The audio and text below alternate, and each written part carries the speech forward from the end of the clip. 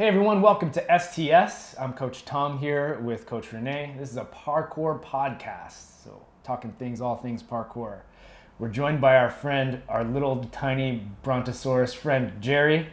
And today's episode is going to be a little bit different. It's going to be a lot like that movie Memento, if you've ever seen it. I have seen Memento. You've seen Memento?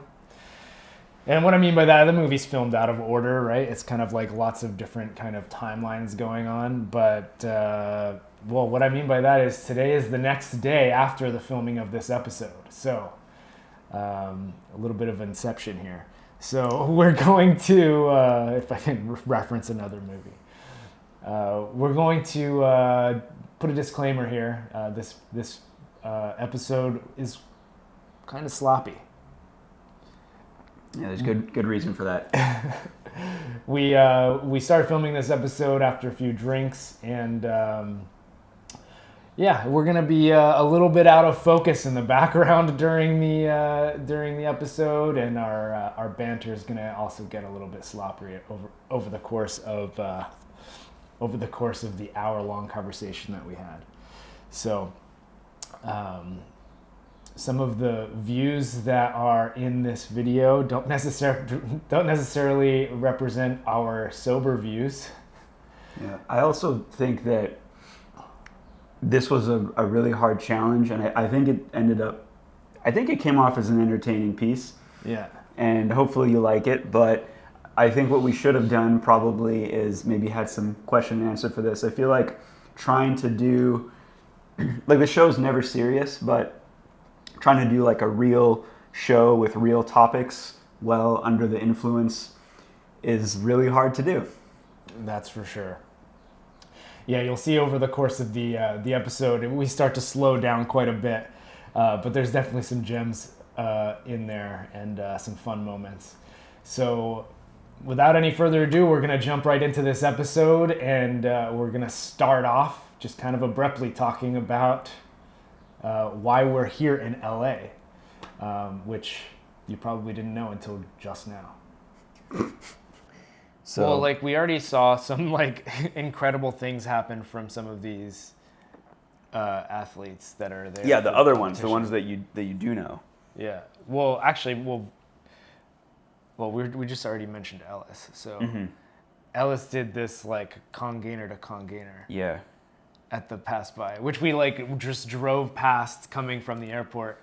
Why like we turn a corner, we're like, oh, hey. Yeah, but also we drive by it. I'm like, do you want to play here? He's like, yeah, I kind of want to play here. Okay, cool. And then I'm just like, I'm gonna turn.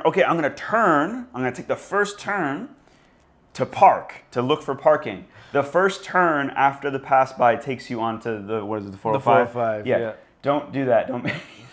So if you ever get to LAX and you're looking for this pass-by spot, you arrive, you go to pick up your rental car, and you just start driving towards it. Well, if you're driving towards like Tempest Valley, which is essentially where we're close to right now, you're gonna go right past the pass-by, and I still don't know where you're supposed to park or pull over. So I have no advice to anyone. But you'll see it. That's what you'll pass by it. You can pass by the pass-by if you follow those instructions.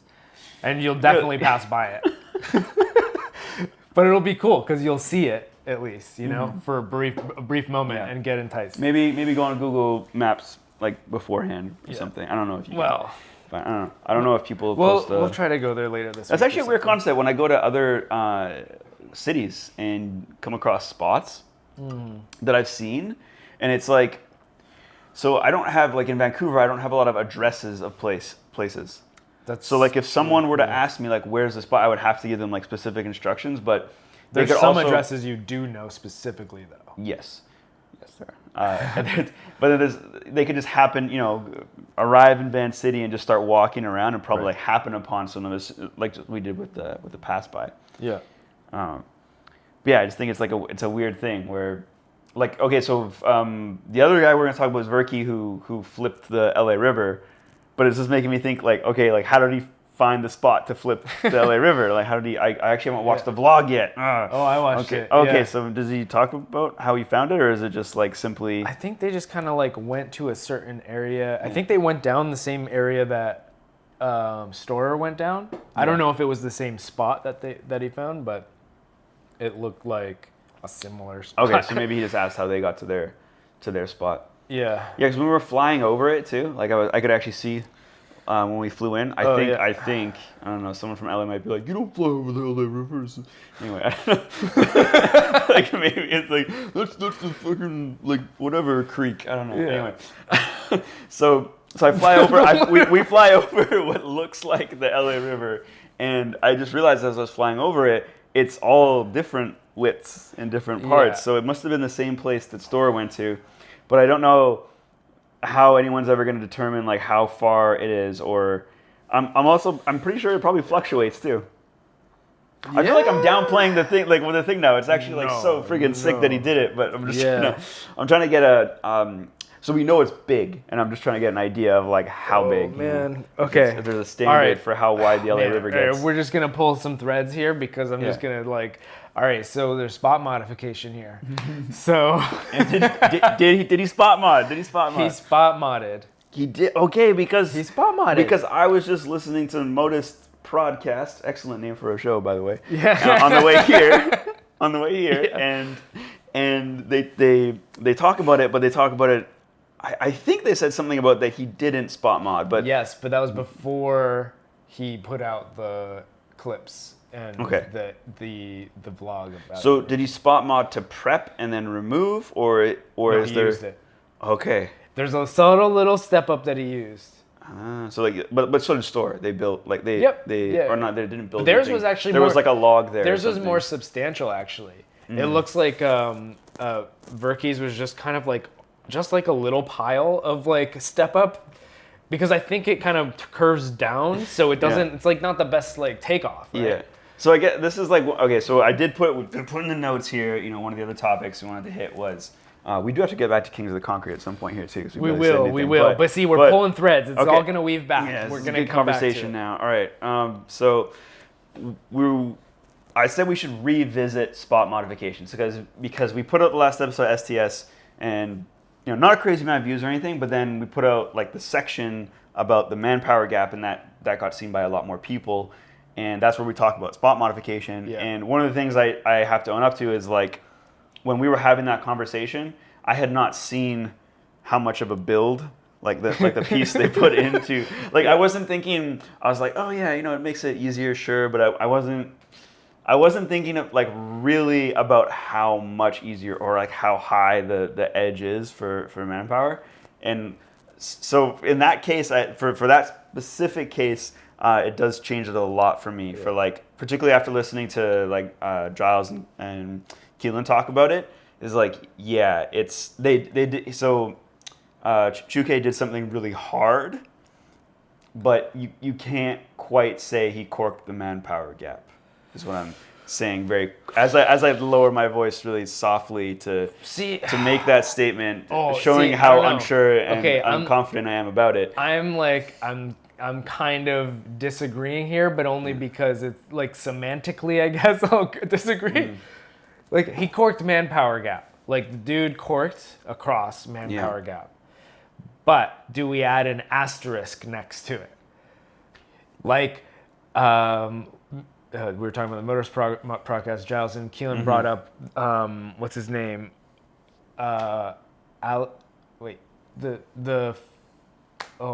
I'm like forgetting his name. The guy who did the concrete at IMAX with the mats. See, I don't know that kid's name either. Oh, really? No, I only know Marcio. Oh, he did it for real. The other kid did it for real. No. He's really good. Arthur. Oh, it was Arthur. Yeah, Arthur did it. Yeah. Okay. No, Arthur did it. Yeah, he stuck it, and it was like before. And I think at the end of the video, he like says something. He like is on like a payphone or something like that, and he says like "suck it, Marcio" or something. I don't think it was. Am I making that up? Maybe somebody think something cheeky happened, but yeah, that's definitely like. Very like. That's like a very like straw man. I was paraphrasing. That wasn't a direct quote. But no. Arthur's actually sick. But but like so was Marcio, and it's Marcio stuck it without the asterisk is what I'm saying. You know, Got you. Arthur stuck it with the asterisk, but he's like still incredible feat. Yes. Asterisk Matt, you know. Asterisk. But same thing with Joke. Like, yeah, man, he corked Manpower Gap, and until somebody does it without the platform, he will have forever done. Yeah. Cork Manpower Gap. Do you know what I think? In my mind. Do you know what I think is like huge oversight in this whole thing? What do we got? Should have hid the they put a wood thing there. Should have hit it. Yep. Just put some like flowers. No. Just only capture the angles, like only the distance, you know, from the same level, and then also like the down below. But no, they had like it's over the top CG angle out, and stuff. You know? Yeah. Would have saved all this chatter, you know. Just if you're gonna spot mod, I disagree. hide it. I just Hide it. All the pros do it. Everybody, all the every old Storm free run video you've seen. Oh, so I've been told. Calling out Volume 1. Yeah. Are you calling out Volume 1 right now? All those feats I've been told. You just throw down a mat and then take it out when you hit record. Is what I'm saying. All right. Well, you said volume. I have no idea if that was the era, by the way. Yeah. All right. Well, so all right. Do we want to go any deeper down that rabbit hole, or can I pull it back for a second? Pull it back. I'm pulling it back to Congainer, man. Like I just mentioned Congainer, and we're just like, yeah. Okay, Pass by though, that was cool, you know. Congainer. Is that what we got with? We got with pass. I think so. I think we got caught up in Congainer pass by to spot mod. Okay, you made the threads, man. You're threading this thing. You know what? But see, notice how I pulled it back. I did, yeah. We're like reeling it over. Only Tom Coppola could pull off a thread like that. You know what I'm saying? Okay, so we're coming back. We're coming all the way back to that Congainer at the pass by, right? Can I just say that that's like one of the moves, like the combinations that I want to see for like such a long time. Yeah, I saw your comment. Yeah. I commented on that. You like said it to me, and then I pulled up IG, and I was like, sure enough, that's the comment. And I was saying to Renee earlier that I think it would be really cool if somebody did Congainer, Confront, Congainer, because I think that would have such a nice aesthetic. What's another tier? like Kong flip move you can do, just so it's not a repeat? That's the only thing. Yeah, but the Congainer, it's just like... Yeah, it does have that. You know what I'm saying? Yeah, like that, yeah. It's so cool. Yeah, I always like stuff like... It's something I just see in my brain that could be something that's cool, so... It reminds me of the classic... So there's the classic combo, though, where you would see, like, Cyril Raffaele and stuff do this, where it's like Gainer punch front. Yes. Yeah? Yes. So it kind of like reminds me of that. Yeah, it's like that same motion. Gainer, front, yeah. You know what I mean? It's like boing, boing, boing. It's got to find a spot. I mean, Elis looks like... The crazy thing about that video is it doesn't look crazy. He doesn't so like... There you go. It doesn't like... Regular. It's the crazy thing about that video is it looks like cake for him. Even though both of those drops, you don't have a lot of air times. You got to really rotate. Yeah. And it's two different types of Congainers. Like the first one was on a raised wall. The second one, the wall is like barely, like, well, both of them are short, but the second one is like barely anything. It's like this. And then the first one is like more like raised up wall. So it's like Congainer over raised wall, and then like almost like the down Congainer or dive Congainer, however, I don't know what people call it. I'm sure that people that do both of those moves a lot have like different names for the variations. Frog Gainer. The one like the downward one, Frog Gainer? Yeah, when it's on like a level surface. I mean, I don't like taking out the word Kong, but yeah, like that's as something to I can see how that became a thing. Monkey Gainer. Yeah. Or if you're one of those people in the world, it's a cat pass gainer. Cat pass gainer. Nobody said nobody ever. Yeah. Okay. So you stupids. So all right. So no, come on, get out of here. Cat pass gainer. Do you see why you did cat pass gainer? No. Don't turn them against us. Come on, we're under the same queen, dude. Okay. So Congainer. Anyway, No, I actually I wish I wish I saw his process for it, because I want to know if it was actually hard for him or if it was just like he did his first one. Oh yeah, I got my spacings, and then he did like a second one. You know, like Yeah. just like felt it, like did one congainer and was like, oh yeah, I got spacing now. Let's do the second one. Yeah. I don't know how like I would. Does he do vlogs? Does Elis? I don't know that. Not that we know of. If he does, I'd be interested in seeing that. He should, because that is the kind of thing where it's almost like you wonder, like, was it a chicken or the egg? Was it the bottom wall or was the top wall first? Like, how did he? Yeah, that's yeah. How did he decide that was like ideal? Chicken or the egg? Because it's not just it's. So it's the kind of thing where like it's almost hard to explain, or maybe not, to like non-parkour people, because like it's like, okay, here's a hard move, Kong gainer. He did Kong gainer, 2 Kong gainer. It's like, what do you mean? Oh, he did one, and then like he rotated twice. No, that's Kong double gainer. That's a different one. How do I have to? Okay, so he punched the ground in between. Oh, so he did one, and it's like no, but like he punched the ground. He didn't just like Kong gainer again. Yeah. Like you punch anyway. Yeah. Hard thing to explain. I think it is one of those, because there's so much like structural interaction. Oh, there. such a cool move though. It's dreamy. Anyway, what else were we gonna talk about? What a teenage heart. Is that parkour? Is that? Oh, jeez. Okay, yeah, that's the other one. Yeah, man. Yeah, it's parkour, right? Yeah, well, I mean, none of like the like flip only heads can do that. Well, okay, so yeah. Although he did. Okay, so here's like the other thing about that. How many people are inspired? Like Flip Like Z. Yep. He liked it, like, so how many people that are out here that can do Kong gainer, maybe not two of them are going to see that, be inspired by it, go back, replicate it. Ooh, that's a good question. But I also don't know how big this is on the scale of like never been done tricks. Like Kong double gainer made a bigger splash than this. I don't know like if that's like a rightfully so thing or not. Because also the other man is out here, Verky. 2 rotations is just so like it's just so next level. Yeah. But what I'm saying is he's out here. Yeah. So like, could he do Kong gainer to Kong gainer? Were they even at that same session? I don't know. I'm not paying. Maybe he did. Maybe his clip's not out yet. Maybe there's a Travis Verky Kong gainer to Kong gainer clip that's about to be That's gonna come released. out right because after he only this. uploads like weekly. Yeah, he does. does. He doesn't. I really actually appreciate Travis Verky's IG handling. I was gonna say IG game, but it's more just like how he handles it. Mm-hmm. Or just one a week. It's always fucking quality. I mean, that's hard to do.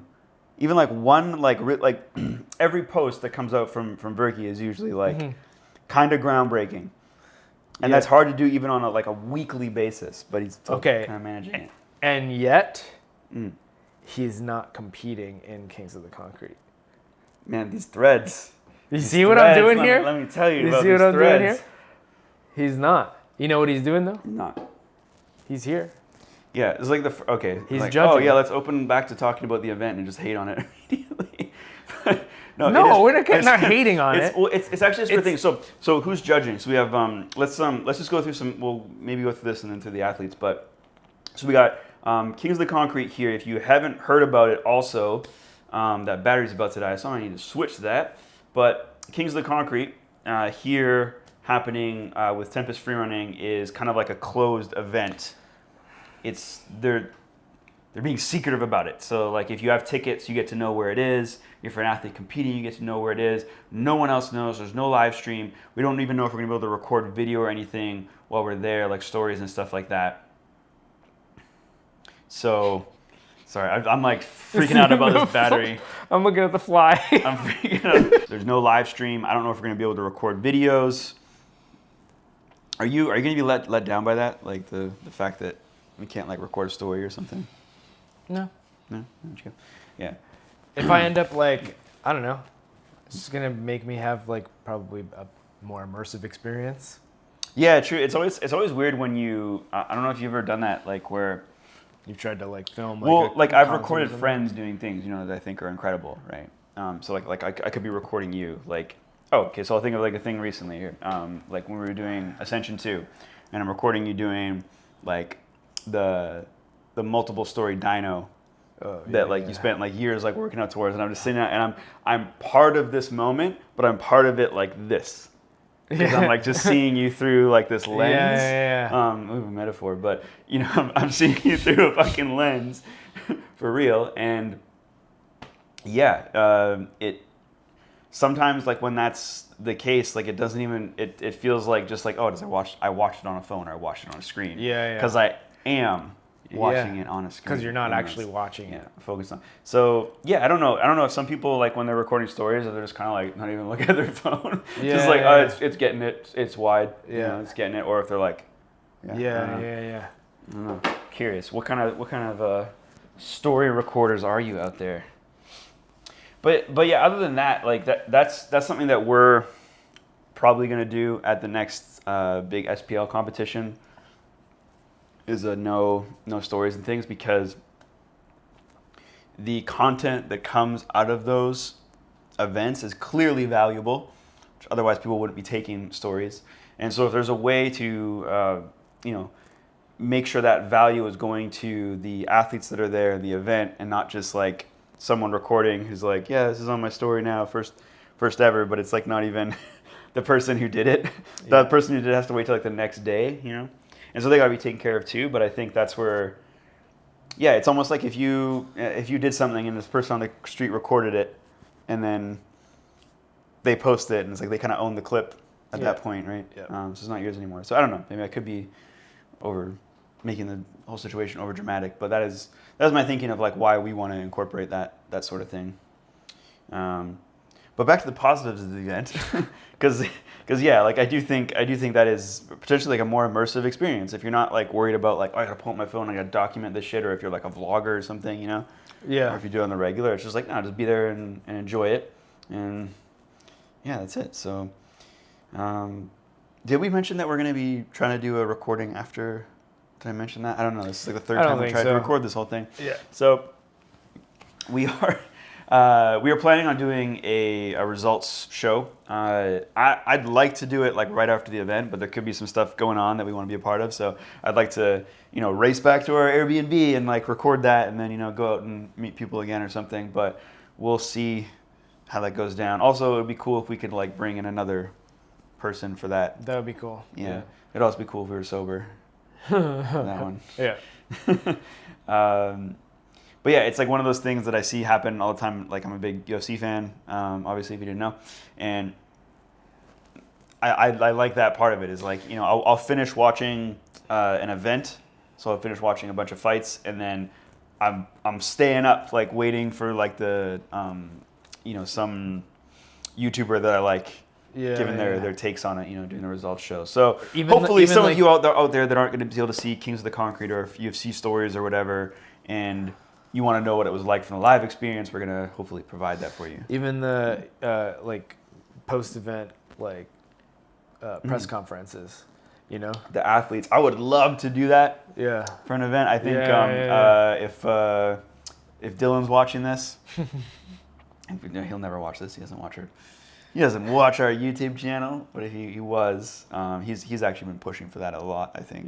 Because he likes, I think a lot of people in parkour like that the idea of like parkour athletes being fighters, and having like a prize fighter sort of lifestyle, of like, oh yeah, we compete, and it's like a one-on-one thing, and then we do a press conference. I don't know, or maybe it's just because like UFC is like a really popular form of entertainment, and it's just a bunch of young men that are tuning into it all the time. Okay, well, all right. So we're getting to UFC land, and like I want to pull it back.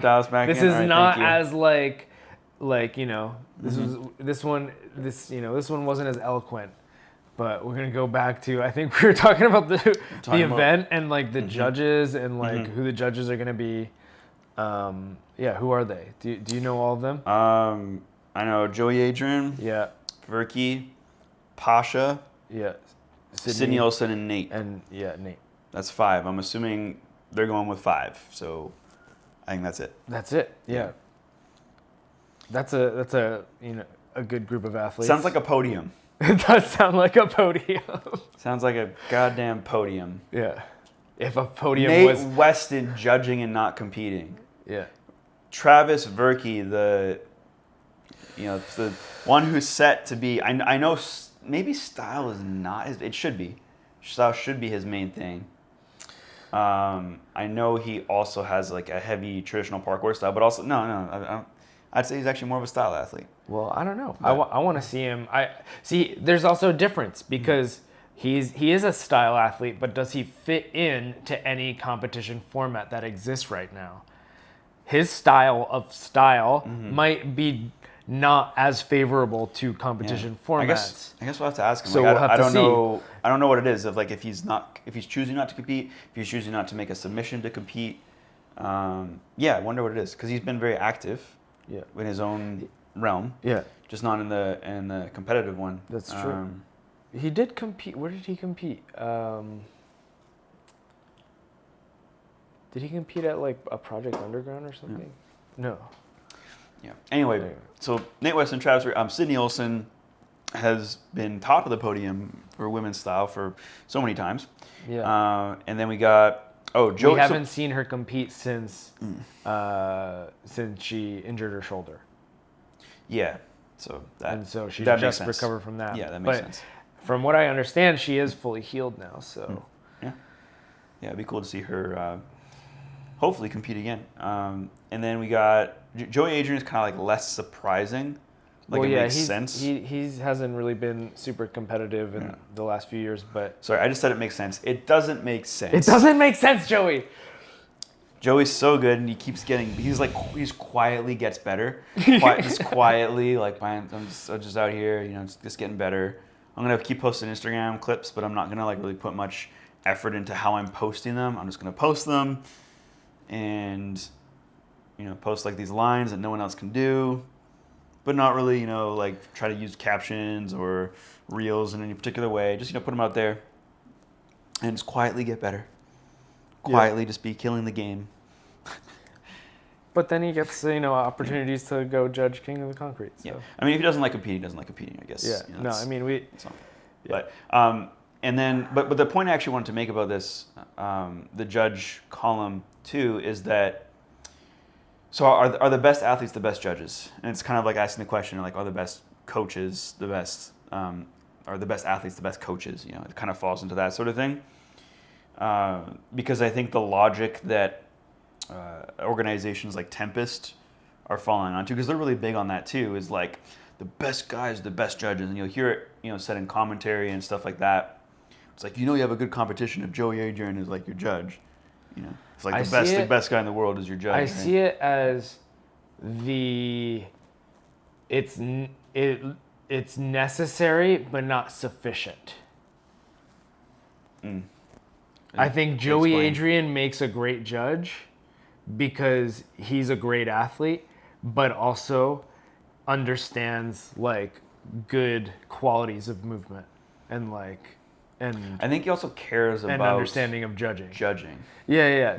But others like might be Yeah. Not and so we have 4 other judges like because I like him for that role and I think it makes sense and I've heard him speak passionately at length about difficulty, about scoring things. So yeah, he's someone that I could vet. The other 4, I just don't know if they care about judging. I don't know if it's like really if they're passionate, because you would think if you're going to put someone in a job, they're going to do a better job if they like their work, if they like the. That's true, but like I mean, better than anybody. Like finding good quality judges is impossible at this stage. I should also say just real quick, I'm not like speaking for these people.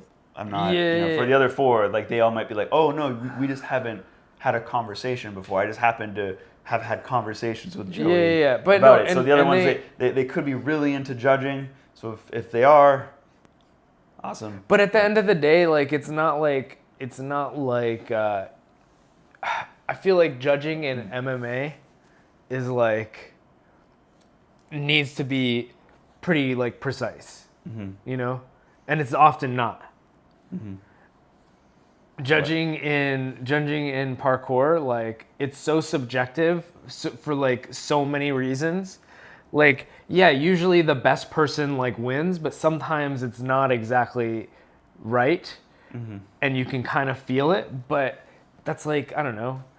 It's like say like I don't know, like selecting a number on a scale is at the end of the day just it's informed but kind of random at the end of the day, you know. Yeah. And you're just trying to get averages of what people think, the emotional connection to a line. So I guess the point I was trying to like draw back to is like, do the athletes make the best judges, or should we be? Because my thing is, well, so there's a couple of athletes on the list there that were like, they should just be competing. We're saying like for Travis, like I want to see him compete. Saying for Sydney, we want to see her compete. Nate, like Pasha's kind of like the only one that's been like so far away from parkour in the competition scene, but whatever. But the other four for sure want to see them compete. I'd still like to see Pasha compete. Yeah, it's like, but like, yeah, no, absolutely. You know, like who knows what kind of shape he's in? He could be in incredible shape. Who knows? Yeah. But like the other four, it's like, yeah, they're in their prime. You know, one of them's coming off an injury, but other than that are in their prime, and they should be competing. So it's kind of weird. And that might be like the avenue we go in for the next little bit, is like, if you like say you don't qualify for an event, but you're in the, you know, you're a competitor. Yeah, that would never happen in other sports because it'd be too much bias.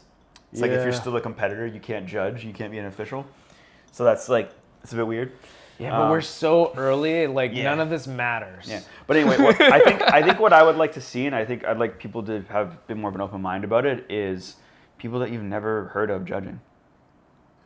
Because they're probably like, there could be like some real parkour nerds out there. Yeah, that's fair. That are into the ins and outs like of style of which is the most like judge discipline. Do you think somebody who like can't like I actually feel like I'm a pretty decent judge through like I mean, obviously I'm me, so I get to decide that I'm a good judge. I don't think I'm a good style judge for the record. But I don't think, like, there's some things I just don't understand in terms of like what is happening, and I can't decipher if that's a little bit more difficult or that's a little bit more difficult, and that's because I can't do it. But there's some things where I like clearly know. There are some things that are more objectively like clear, and I feel like I have a pretty good understanding of like some of the terminology and direction that it takes to like get it, but I'm not as good as Joey Adrian is, because he has even more technical experience with doing the moves. Yeah. Go ahead. I gotta cut you off. Go ahead. Cut me off.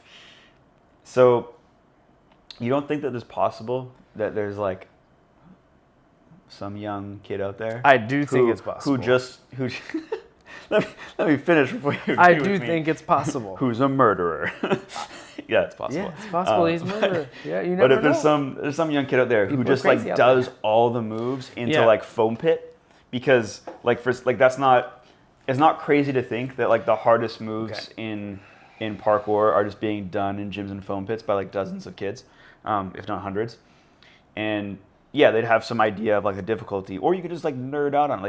Like you could read and comprehend and get to know and ask opinions and stuff if if you're really like a scholar of parkour in the scene, you can get into that. So I'm not saying that it's like a direction we should go. It's just, it's interesting to me that that's always what's pointed to, is like you know how this competition's great? Like, look at our judge panel. These are people that should be competing because they're the best right now, and they're gonna know what's best. And it's like, well, I don't know. Maybe they have their own biases.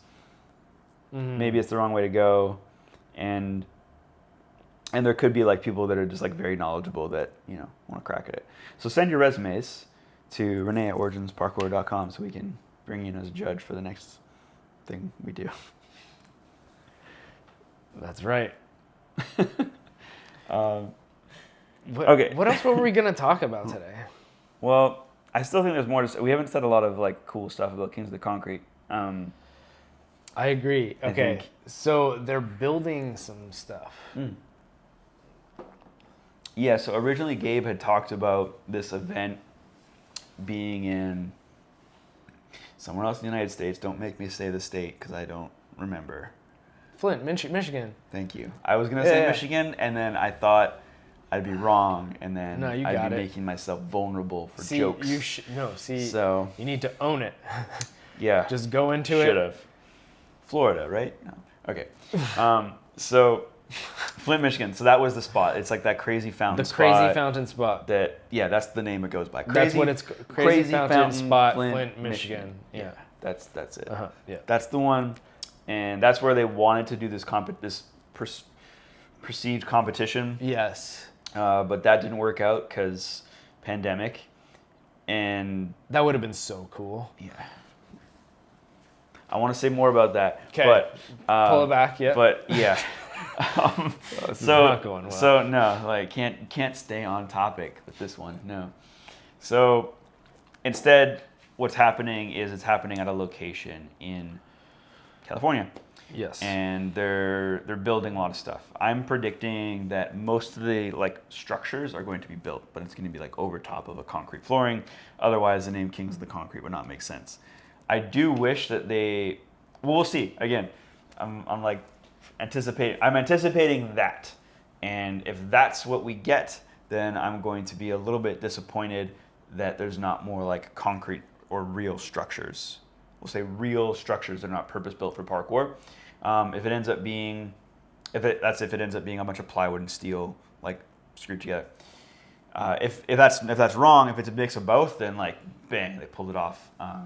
And I think that's what they want to do, like a more organic, we'll call it, spot.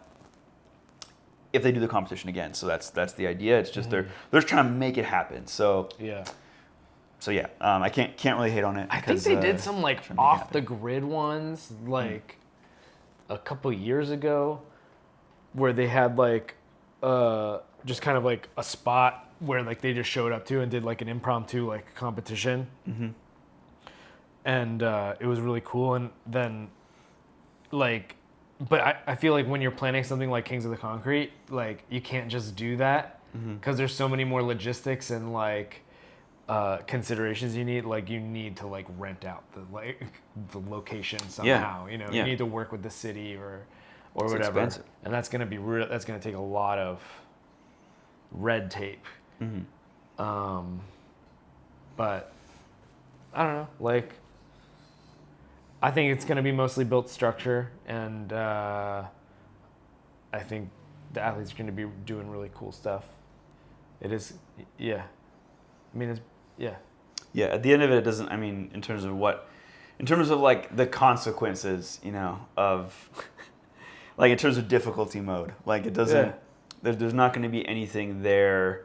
It's not like they're going to be going over foam blocks or anything like that. Yeah. It's just, I do think, so another competition like similar to this. They should paint brick on the structures. Like we have at Origin. Is Own the Spot, what's Own the Spot again? Own the Spot. Oh, Own the Spot is cool, yeah. Is that the one in Europe that's like actually like just full guerrilla style competition? Yeah. Okay. Yeah. So that's kind of like I think the vibe that Tempest is going for, but I don't know if they're gonna get it. So I think what we might actually I don't get. think so. I disagree with that. Okay, but I'm gonna bring up a positive. Okay, on this. go ahead. Yeah. Go ahead. So but I'm gonna disagree. I think what we might actually get is a very polished looking recorded competition that comes out and looks like a sport. Yeah, I think that's the plan. Is they're gonna make a it looks like an episode, like kind of a series. Yeah. Of episodes. I have I have a way that I would like to see it done, and I don't know if it's gonna get done that way. Because this is kind of like the second time we've actually been out here with kind of like a similar setup, because we were here, I think, almost a decade ago for the Tempest Games. Tempest Games. Have you heard of the Tempest Games? If you haven't heard Chances of are, Games, if you're younger than the age of 30, you have not. Or if you only That's not started, necessarily true. or if you started parkour in the last like 8 years, you probably didn't hear. Is Daryl? So Daryl's not 30. he's 29. Daryl was there. Yeah, but he was like the youngest competitor there. Yeah. Corbin. Okay, fine. So just let me. I'm let just me, pulling him out. Let me have it. Okay, let me have the old person. All joke. right, go ahead. So the Tempest Games was a secret event.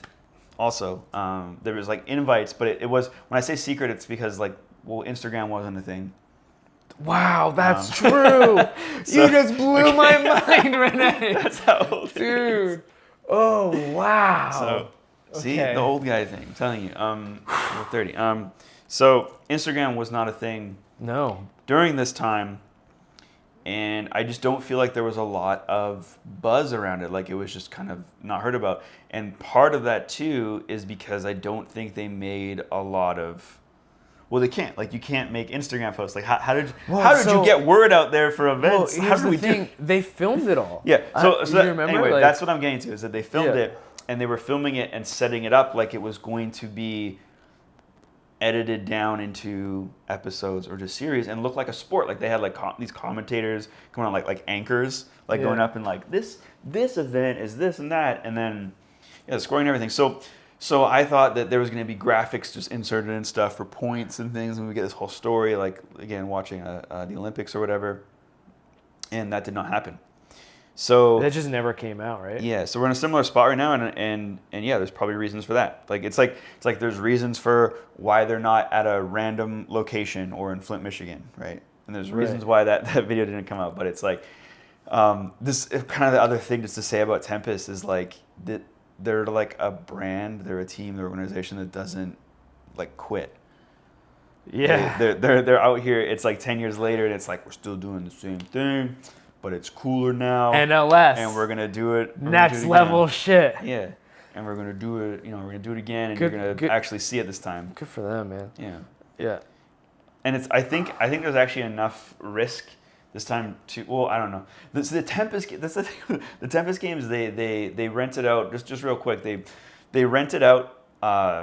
A track. A track, like I don't know, it was like a high school or whatever, but it was like an auditorium, like a track with seating and everything. And they had, it was like a track meet, but you had highest wall run, and then how far can you Kong into the sand pit, and some rail run course, and the furthest lache, and just like And a all these. vaulting course and Yeah.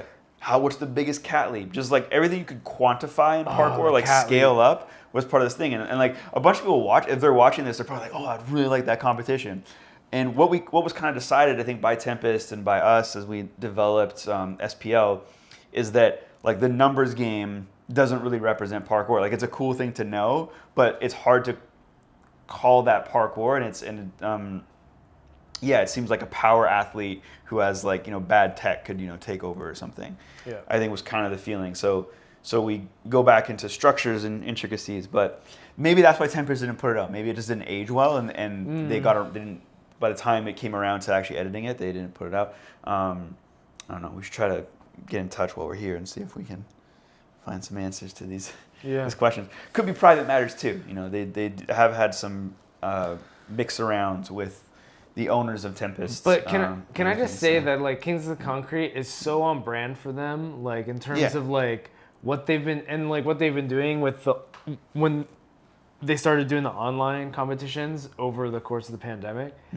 I have to say that's like super cool that they like provided that as like an opportunity for all these athletes to just like compete.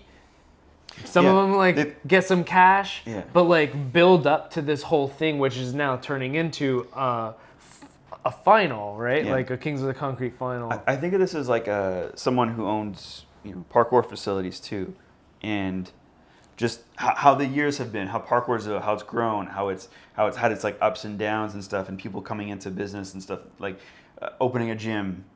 But pretty much everyone who owns a parkour gym who's like also a parkour athlete probably isn't very good in business. It's like the gyms that have people that you've never heard of before. Mm-hmm. They're probably like making some money, and some of the other ones are like, maybe, I don't know. But it's kind of crazy to see, again, a brand like Tempest continue to just like throw money back. Yeah. Or even like making like making shoes and stuff. It's not throwing money back in terms of like, here you go, athletes, but it's like throwing money into something that isn't just like running the gym. Yeah. Which is just, it's a continued investment. It kind of makes one think like, oh, like, are they even profiting? or is like all of this money going into just continuing to like reinvest? And it's almost like what it looks like, and it's probably kind of like Tempest has been hated on so much in the past, and it's like that they made, when the legacy is written, it's like they're the unsung hero of parkour. Yeah. They come out with like the I Free Run LA, and it's like for I think anyone in Europe, not anyone in Europe, but I Free Run LA. That's what it's called, right? The first Tempest video. Mm-hmm. A lot of Europeans thought it was cringe. Mm-hmm. Right. A lot of Europeans also thought that it was next level shit, but a lot thought it was cringe, and that everything that Tempest did from that point was cringe and like associated with like it wasn't just American Europeans tech though. Like yeah. I thought it was cringe too, early on. Because I had a particular mindset about what. Well, there's be. a bunch of moments in I Free Run like LA that were not done before, like quadruple comp. Whatever. So sick. Yeah. Come on. Yeah. There's also like some really legit stuff in that. Yeah. For sure. But yeah, it was just a different way of moving, and it was almost like I think what it felt like was urban free flow, but in the U.S. Because like urban free flow was like doing freestyle parkour and like doing stuff that wasn't like traditional, and so.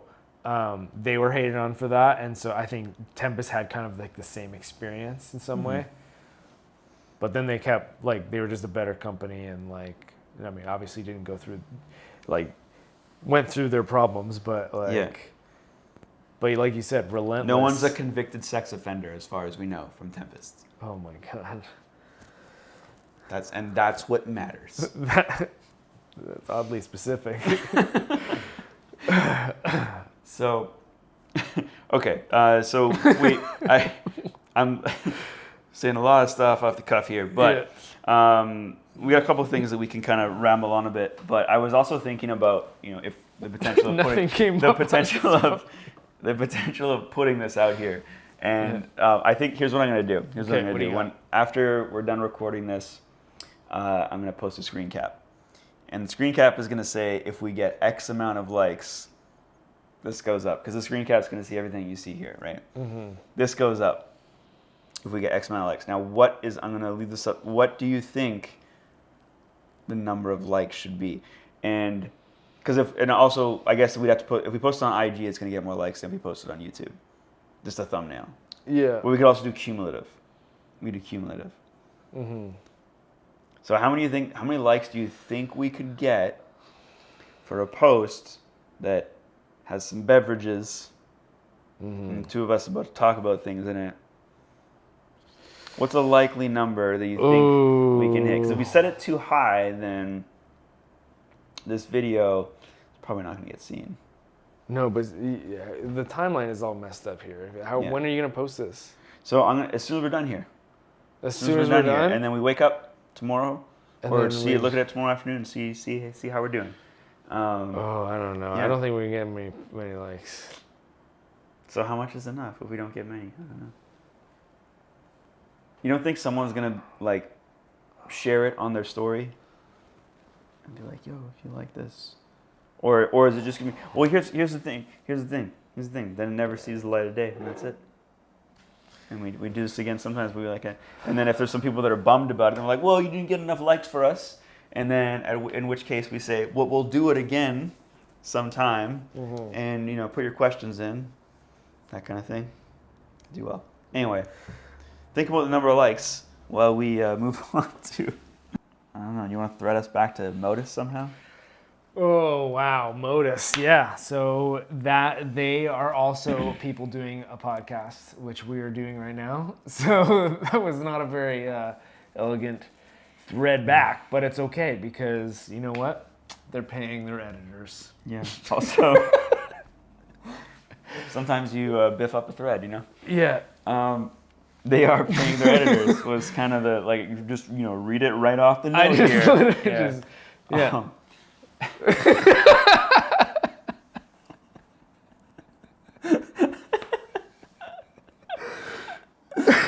Okay, so Motus. as we both listened to the podcast on the way here, they started talking about their new film that's being worked on, and that was Fly, and how they're paying they're paying, what is it? Could say who's editing this thing? Because they kind of hear it. What you know? What kind of upsets me about podcasts, by the way, particularly like parkour podcasts, is when they just talk about people by first name, like first name only, and then also just like assume to things are asides. And it's like, if you're a first time listener, it's like, what are you guys talking about? Yeah. Right now, do you understand that you need to turn your eyes back to the camera for a second and reel people into the thing you're about to explain? But I think I heard that Max Barker's doing a bunch of the editing. Yes, and Max, Keelan's doing a bunch of the editing. And Sam. And I'm not. If I could say a first name. Yeah, Max Barker, Keelan. I don't even know Keelan's last name. But anyway. Keelan Ryan. There you go. Come on, what are you talking about? No, and then you don't know Sam's last name? Sutherland. There we go. What's up? Yeah. Got it. I'm in the culture. Yeah, you know. So the thing I don't know about this is when or why they shot what they have shot. Because they finished Soul Destroyer, and Soul Destroyer kind of like ends with this Lisbon trip. Because originally I was thinking like, oh, maybe it's like they went to Lisbon recently. Like, no, they didn't. They went a long time ago. And so that was Soul Destroyer. Kind of ended with that. Well, and they did something else, and it's called Soul. But that's the name of the thing. Yeah. So yeah, it's just kind of like they start talking about it. I don't know if they mentioned the title. I'm not sure how you knew about that. And yeah, man, they've been talking about it like. Okay, this thing, I don't listen to every episode of their show. I'm in the culture. So because I don't listen to every episode of their show, I didn't know all these important details. But yeah, not all of us have friends that are in the culture that can bring us into the fold. You know what I'm saying? So I didn't really know what they were getting on about with the whole thing. But one of the things that stood out to me of the podcast is they just started talking about the proceeds. It sounds like it's like a charity, but the revenue that comes from the film, like half of it is going to those that edited it, or a large chunk of it is going to the guys that have been editing it. Did you just say half, but not know the actual percentage? Yeah, I said half, and I was like, oh, maybe it wasn't half. You don't know if it's half. Maybe I'm making that up. You're saying words. I'm remembering half. Jaws, you better pay them half, you son of a bitch. All right. So, anyways, I love how Jaws, like the thing I was thinking about going into this too is like they're talking about like, oh, episode 100, we're gonna, maybe alcohol is gonna be involved, and it's like, ooh, yeah. This is what you have to look forward to. Beating you to it, Giles and Keelan. Not even that. This is hell. Yeah, this is hell. Rough. You're gonna be in hell. Enjoy. So do it. I guess do we have a cool video coming out soon? Yeah, we do. That's what's next on the list here. I actually knew that we had a cool video coming out soon, but I just framed it as a question to spur some conversation. Because you're in the culture. Yeah. So kind of speaking of paying editors and films and stuff. So we haven't put out an action edit or anything in some time, and we do have some athletes here in Vancouver. Well, you're working on something. I've been working on something for too long, but we have some young athletes that don't need to spend multiple years at a time to put out an edit on something. They could probably just bang out some fire clips in a week's time. And so why don't we start making videos of that? So we got something like that coming out soon. Daryl Stingley was in Vancouver a couple months ago, and we shot a sequel to Studio Session, which was the original video that we did when the Port Moody studio of Origins first opened. And so he is doing a duet for the video with Nathan Muller. A duet. That's what we're calling it. We're calling it a duet. Yeah. Nathan, who has a last name that's Muller, who you may have seen in other Origins videos, you should subscribe to the channel, which if you're not, hit that. But not to be mistaken with Nathaniel Weston or any other Nathans out there. Nathaniel? Yes. He's not a Nathaniel, is he? I've heard him, but I think Daryl called him a Nathaniel in front of me. That's why. I may not have that privilege to call him a Nathaniel, but I did hear it. Okay. All right. So a duet. We're calling it a duet. Yeah. Yeah. Is that like duetting lines together? All right, so if two like rappers are rapping together, is that called a duet? I don't actually know. It probably doesn't sound hard enough. So probably not, but it should be. Or does a duet involve, like, do you have to be singing in unison at the same time in part of the musical piece in order for it to be a duet? Let us know in the comments. No, I think it's back and forth. It could be back and forth. All right. Yeah. Anyway, yeah, so they do some back and forth. It's a duet. Parkour duet studio session, part 2. Coming soon. Yeah. And keep your August open.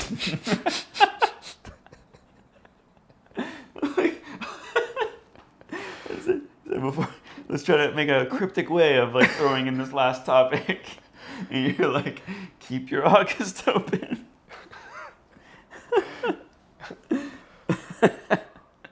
How was that? Was that good? I think the segue, the proper segue is we're talking about okay. We're talking about like we go from like talking about Motus and that they're coming out with a project and it's gonna cost money. Like that's the thing. It's like they're making pieces now and it's like, nope, this doesn't go up on YouTube, this goes up on Vimeo and you pay for it if you want to see it. Yeah. And as it turns out, if you have as much brand power as Motus, people pay for it. If you yourself watching this video decide that you're going to put your next edit behind a paywall, you may not do so well. However, if you're Motus or perhaps Tempest, you could do that. It's fine. And we might be doing that too in the near future with a competition. So keep your August open. Keep your August open. And keep your wallet open, I guess. Yeah. Yeah. Is that how that works? It can, I guess. Wallet open, money comes out. Well, your wallet doesn't really open. Allows us to afford to put on an event that you're gonna like. Anyway, well, man, this was an experience. Oh wow, I don't know about that one. What's the number? 100. 100 likes? Oh, we're posting this. This is going up.